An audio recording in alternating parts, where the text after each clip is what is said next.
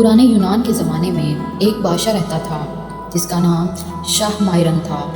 وہ ایک خوشحال سلطنت کا حاکم تھا۔ دولت، محل اور خزانے اس کے پاس بے شمار تھے، مگر اس کے دل میں ایک لالچ گھر کر چکے تھے، سونا۔ اسے سونے سے اتنی محبت تھی کہ وہ کبھی مطمئن نہیں ہوتا تھا۔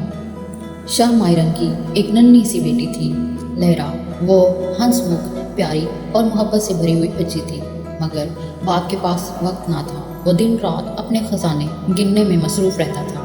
لیرا اکثر اداس ہو کر کہتی، کاش ابا سونے کے بجائے میرے ساتھ کھیلنے کے لیے تھوڑا وقت نکال لیتے۔ ایک شام بادشاہ اپنے شاندار گلابوں کے باغ میں ٹہل رہا تھا۔ چاندنی پھیلی ہوئی تھی کہ اچانک وہ کسی چیز سے ٹھوکر کھا کر گرنے ہی والا تھا۔ یہ کیا بلا ہے؟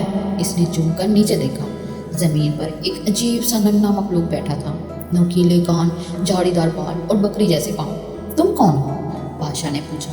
میں برونو ہوں، جنگلوں کا ایک بھٹکا ہوا راہی، کٹی دھانوں سے کئی دنوں سے بھوکا ہوں۔ بادشاہ کا دل پسیج گیا۔ وہ مہربان تھا بس لالچی۔ اس نے فوراً حکم دیا کہ برونو کو محل میں لایا جائے، کھانا دیا جائے اور آرام کا بندوبست کیا جائے۔ اگلی صبح جب برونو بیدار ہوا، ایک ننھی لڑکی اس کے بستر کے پاس کھڑی مسکرا رہی تھی۔ میرے ابو نے تمہیں کل رات باغ میں پایا تھا، اب طبیعت کیسی ہے؟ بہتر ہوں ننھی ملکہ، تمہارے والد بہت مہربان ہیں۔ لیرا نے آہ بھری، جی وہ اچھے ہیں، بس سونے کے شوق نے ان کا دل جکڑ لیا ہے۔ کاش وہ سمجھ جاتے کہ محبت سب سے قیمتی خزانہ ہے۔ برونو نے مسکرا کر کہا، شاید اب وقت آ گیا ہے کہ انہیں سچ دکھایا جائے۔ ناشتے کے میز پر شاہ مائرن نے برونو کو خوشی سے دیکھا۔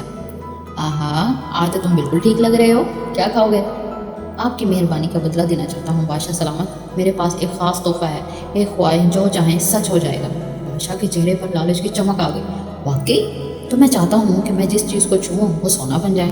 برونو نے سنجیدگی سے پوچھا، کیا واقعی آپ ایسا چاہتے ہیں؟ ہاں، یہی میری سب سے بڑی خواہش ہے۔ برونو نے لیرا کی طرف ایک خفیہ سا آنکھ مارا اور ہوا میں غائب ہو گیا۔ بادشاہ ہنسنے لگا، کیا یہ بھی کوئی جادو ہوتا ہے؟ مگر جیسے ہی اس نے یہ گلاب توڑا، وہ لمحے بھر میں خالص سونا بن گیا۔ حیرت زدہ بادشاہ نے کرسی، پیالہ، دروازہ سب کچھ چھوا، سب سونا بن گیا۔ وہ خوشی سے پاگل سا ہو گیا۔ مگر جب کھانے کا وقت آیا، روٹی چھوئی، سونا بن گئی، پانی چھوا، وہ بھی سونا۔ میں تو بھوکا مر جاؤں گا، وہ چیخا اٹھا۔ اسی وقت لیرا بھاگتی ہوئی آئی اور اپنے والد کو گلے لگا لیا، اور وہ لمحے بھر میں ایک سنہری مجسمے میں بدل گئی۔ بادشاہ کی چیخ پورے محل میں گونج اٹھی، نہیں میری بیٹی نہیں، اے برونو مجھے معاف کرو، یہ سونا کچھ نہیں، میری لیرا کی بری دنیا ہے۔ برونو لمحے میں نمودار ہوا۔ شاہ مائرن، تم نے سچ جان لیا ہے، تمہاری خواہش اب ختم کی جاتی ہے۔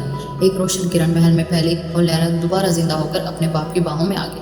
بادشاہ خوشی سے رونے لگا۔ اس دن کے بعد بادشاہ مائرن نے حکم دیا، سلطنت کا سارا سونا عوام میں تقسیم کر دو، کوئی بھوکا نہ رہے، کوئی غریب نہ رہے۔ برونو مسکرا کر بولا، اب تمہارا دل ہی تمہارا صرف سب سے قیمتی خزانہ ہے بادشاہ سلام۔ لیرا نے برونو کی طرف دیکھا، وہ آنکھ مارتا ہوا غائب ہو گیا۔ لیرا نے مسکرا کر آسمان کی طرف دیکھا، اور بادشاہ نے اس دن کے بعد کبھی سونا نہیں مانگا، اور اس نے اپنی بیٹی کی مسکراہٹ کو ہی اپنا خزانہ بنا لیا۔ اس سے ہمیں یہ سبق ملتا ہے، اصل دولت سونا نہیں، محبت، وقت اور انسانیت